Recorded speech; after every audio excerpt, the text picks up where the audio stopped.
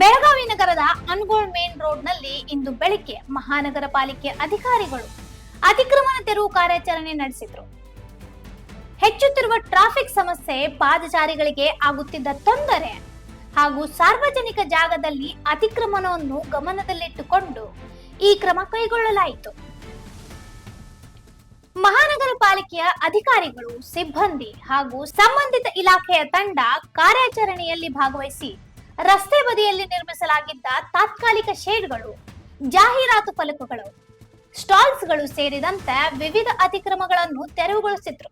ಕಾರ್ಯಾಚರಣೆಯ ವೇಳೆ ಕೆಲ ಸ್ಥಳೀಯ ವ್ಯಾಪಾರಿಗಳು ಅಧಿಕಾರಿಗಳೊಂದಿಗೆ ಮಾತುಕತೆ ನಡೆಸಿದ್ರು. ನಿಯಮಾನುಸಾರವಾಗಿ ಕಾರ್ಯಾಚರಣೆ ಮುಂದುವರಿಸಲಾಯಿತು.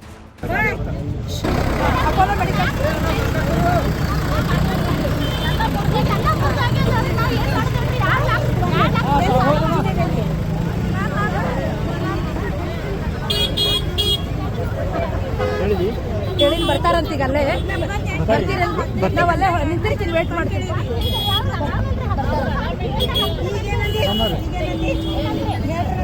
ಅಪೋಲೋ ಮೆಡಿಕಲ್ ರೀ,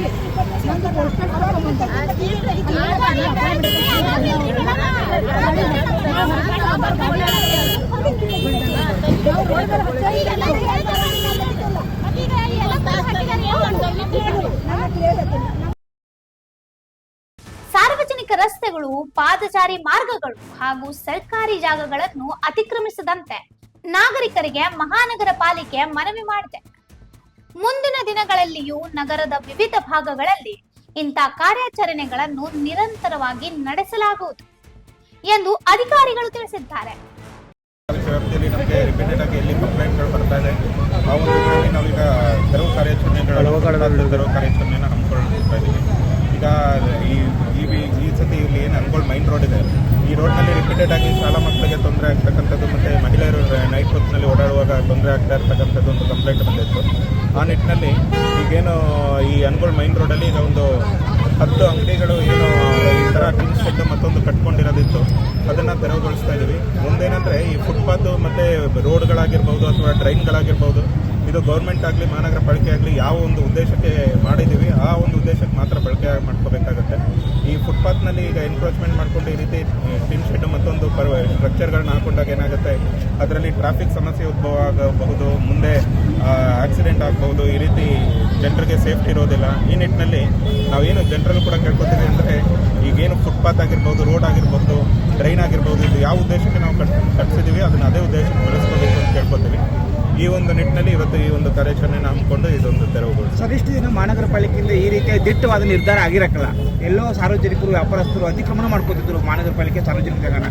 ಈ ಒಂದು ನಿಟ್ಟಿನಲ್ಲಿ ತಾವು ಕೆಲಸ ಮಾಡ್ತಾ ಇದ್ದೀರಾ, ಇನ್ನು ಮುಂದಿನ ಹೇಗೆ? ಹೌದು, ಈಗ ಏನಂದರೆ ಒಂದೊಂದು ವಾರನೂ ಕೂಡ ನಾವು ಎನ್ಕ್ರೋಚ್ಮೆಂಟ್ ಡ್ರೈವ್ ಪ್ಲಾನ್ ಮಾಡಿಕೊಂಡು ಸಂಬಂಧಪಟ್ಟ ಇದರಲ್ಲಿ ರಿಮೂವ್ ಮಾಡ್ತಾ ಬರ್ತಾ ಇದ್ದೀವಿ.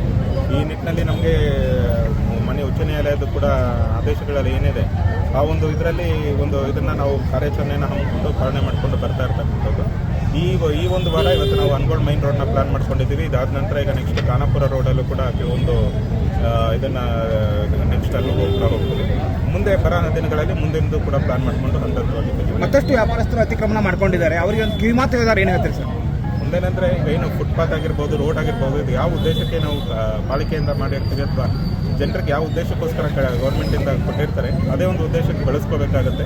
ಇದೊಂದು ಎಚ್ಚರಿಕೆ ಅಂತಲೂ ತಿಳ್ಕೊಬೋದು. ಏನು ಫುಟ್ಪಾತಲ್ಲಿ ಏನಿದೆ ಈ ರೀತಿ ಬ್ಲಾಕೇಜ್ಗಳನ್ನ ಮಾಡ್ಕೊಂಡಿರೋರು ತಾನೇ ತೆಗೆದುಕೋಬೇಕು ಅಂತ ಈ ಮೂಲಕ ಎಲ್ಲರೂ ಒಂದು ವೇಳೆ ತೆಗೆದುಕೊಯ್ತಿದ್ರೆ ಸ್ಪಾಟ್ಗೆ ಬಂದಾಗ ನಿರ್ದಾಕ್ಷಿಣ್ಯವಾಗಿ ಅದನ್ನು ಇದು ಮಾಡ್ತಿರಂತೆ ಸರ್.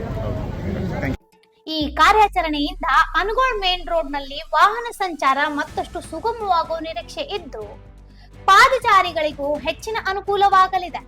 ಕಾರ್ಯಾಚರಣೆ ವೇಳೆ ಯಾವುದೇ ಅಹಿತಕರ ಘಟನೆ ನಡೆಯದಂತೆ ಪೊಲೀಸ್ ಬಂದೋಬಸ್ತ್ ಕೂಡ ಕಲ್ಪಿಸಲಾಯಿತು.